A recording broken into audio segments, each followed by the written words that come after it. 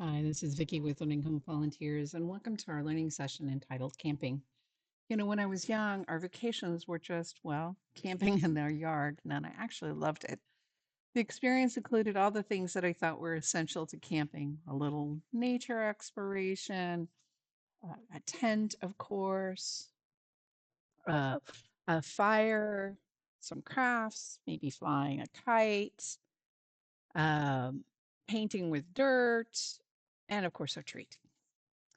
When the weather was bad, we actually had the whole experience indoors, minus the fire, of course, making our tent by just stretching a blanket over two chairs and sleeping on the floor. And we hope to create camping experience in your own home. The good news is there's not going to be a real fire, but we are going to make a pretend fire and all of the other activities that can happen outdoors.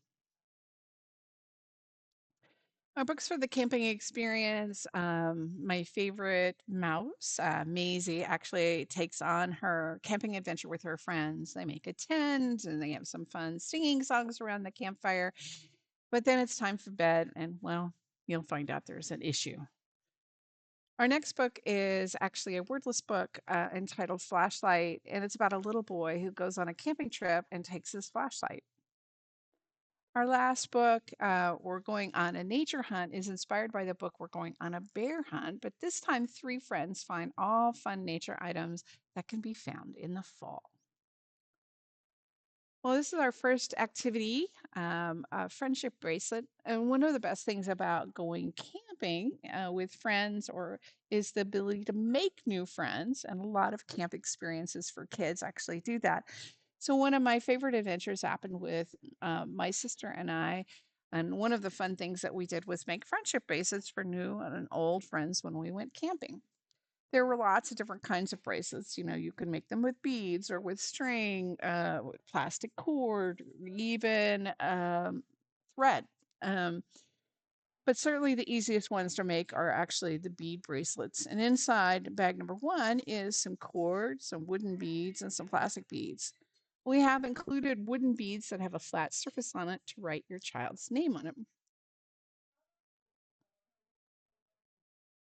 Now, depending on where your child is in their writing journey, you can write on the beads yourself or you can have them try.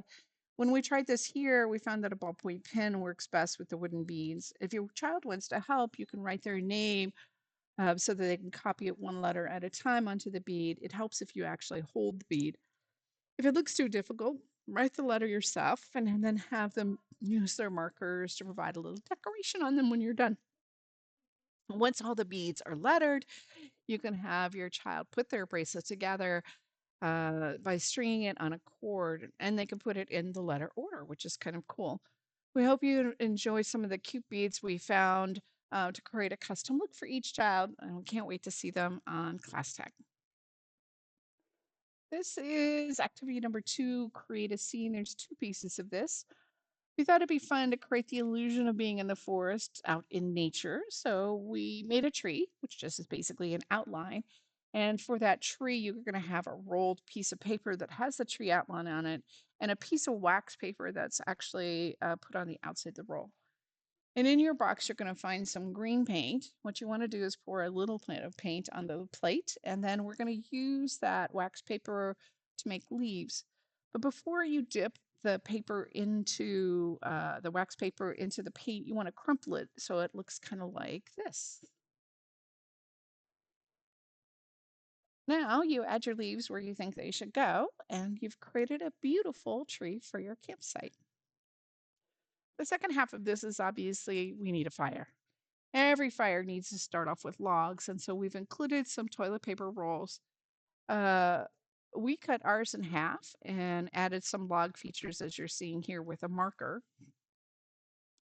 Every fire needs to start off with a log, so we've added the log features on them like you could see.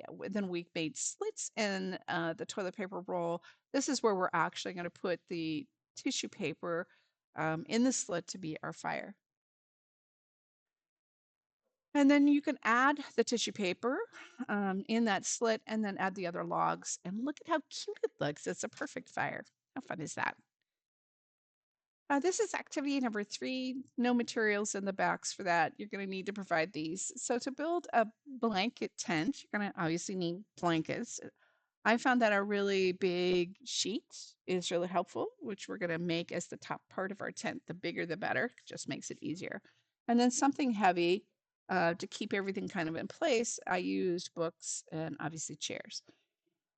Just like in camping, you need to find a good spot for your tent, and this tent will be the hub of all of your camping activities. Now, I used 4 chairs because I wanted to be able to get adults into the tent. So I started mine this way.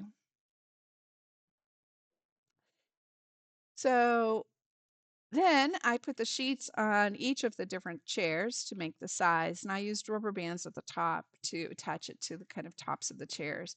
If you don't have tops on your chairs, you could certainly put a book on the chairs and it'll hold the sheets in place. Next, I covered the top with a really big sheet and I added pillows and blankets on the ground so that I actually was ready to be cozy in my tent.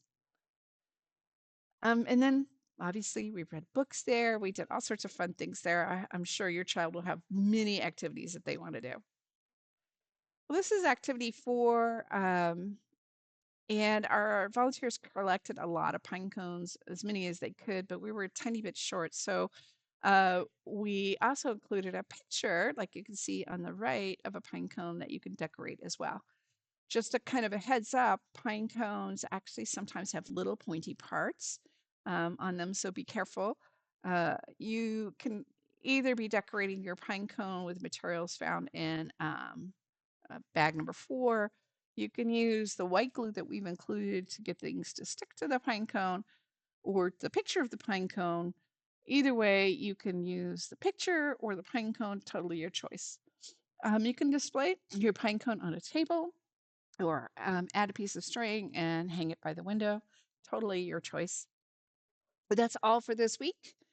Welcome to camping, and I'll see you next week.